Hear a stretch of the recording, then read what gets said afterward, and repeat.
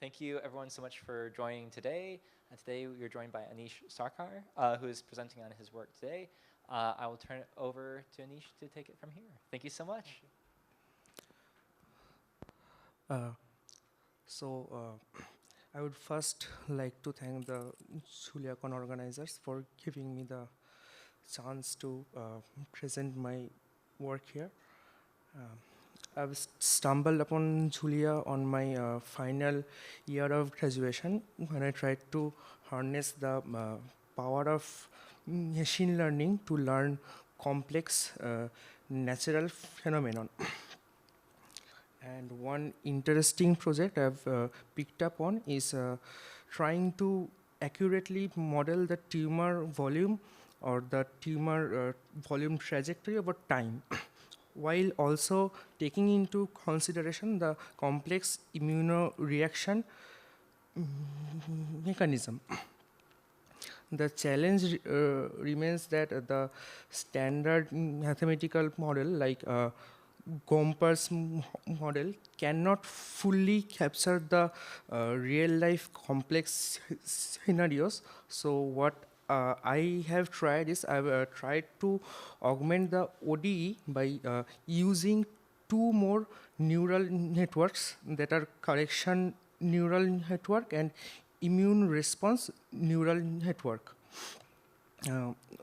What this do is the immune response network takes the normalized volume and the normalized immune cell level or the immune fraction, and it outputs a immune-mediated suppression rate.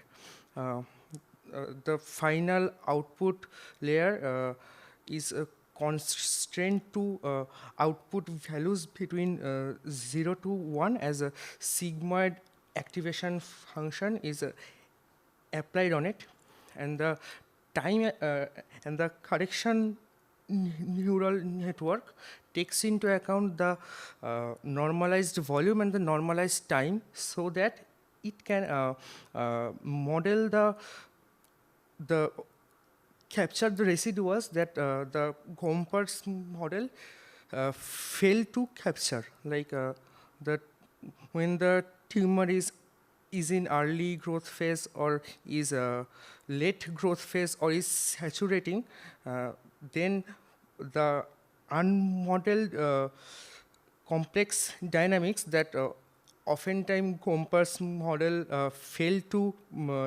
accurately predict, our time-aware correction neural network tried to predict that. And the final output layer is also constrained in this case. The values are between -1 to 1, -1 to 1, as 10H activation layer is applied to it. I would like to briefly talk about the dataset. The primary dataset has 5 columns. The first 2 columns have the categorical identifier of the clinical trial or the observation trials that were performed or were recorded.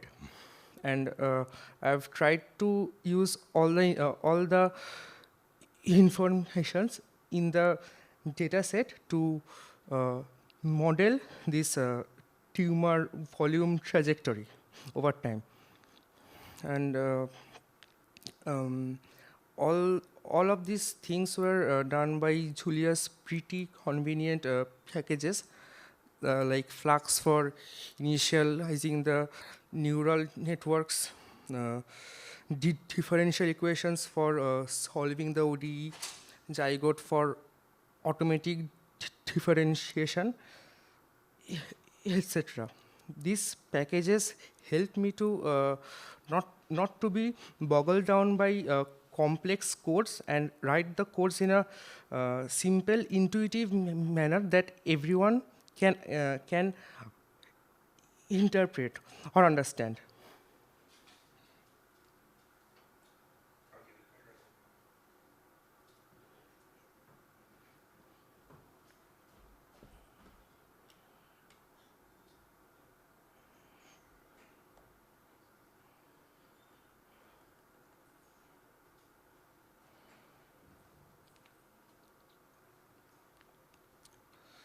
and and I have also constrained my model so that the growth rate and the carrying capacity remains in a biologically plausible range. And there is also a penalty when our model predicts negative volume.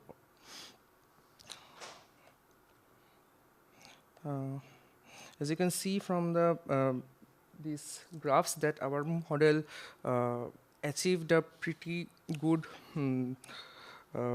performance. It's R2 square score having 0.997, and it also successfully modeled the immune-mediated suppression that resulted in an average of 30.25% volume reduction. The standard Gompertz model achieved an R2 score of 0.85 to 0.92, and whereas my model achieved an R2 score of 0.997, although there are some caveats that our data set is limited. There are only 11 trials, but I tried to generalize the model as much as I could by splitting the dataset into training and testing. And although I tried to generalize the model, but there is still risk of overfitting, so it needs a more larger trial. Next, you can see that our immune neural network learned a complex non-linear response, same as the time-aware correction network. And the time-aware correction network was designed in such a way that it took into account the volume also while correcting the growth rate. So our final ODE equation was Gompertz growth minus the immune network's output plus the correction network's output.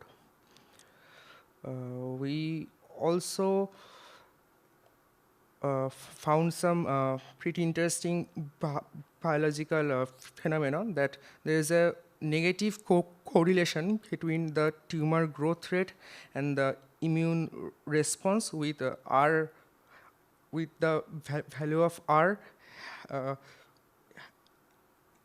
is R equals to minus 0.82. Also, as you can see from the right side graph, that when the tumor growth rate peaks, then the immune response starts to go up, and as the immune response starts to go up, the tumor growth shrinks down, and the tumor growth plateaus, and the immune response saturates. We will also try to analyze our model, that we tried to classify the tumor groups into 4 classes, that are complete response, partial response, stable disease, and progressive disease. But unfortunately, my dataset had no tumor trajectory that shrank down the time.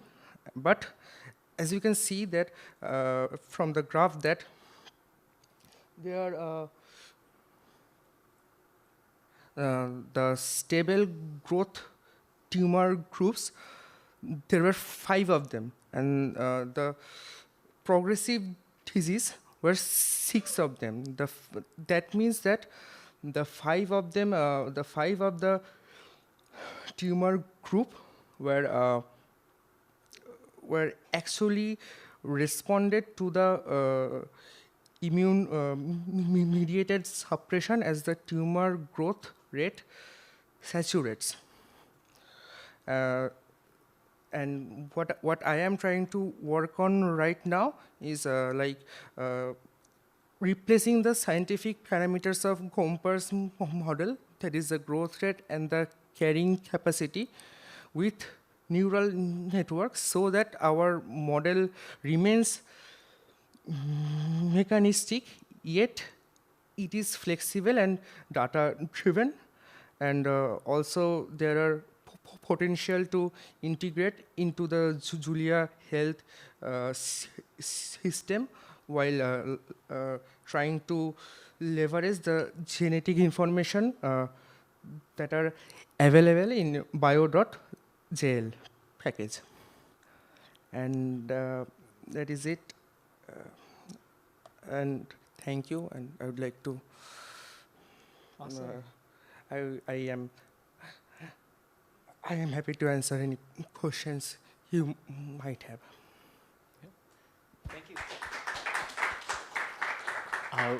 We unfortunately won't have time for questions, but again, thank you so much for presenting, and we'll go ahead and get the next speaker set up in just a moment.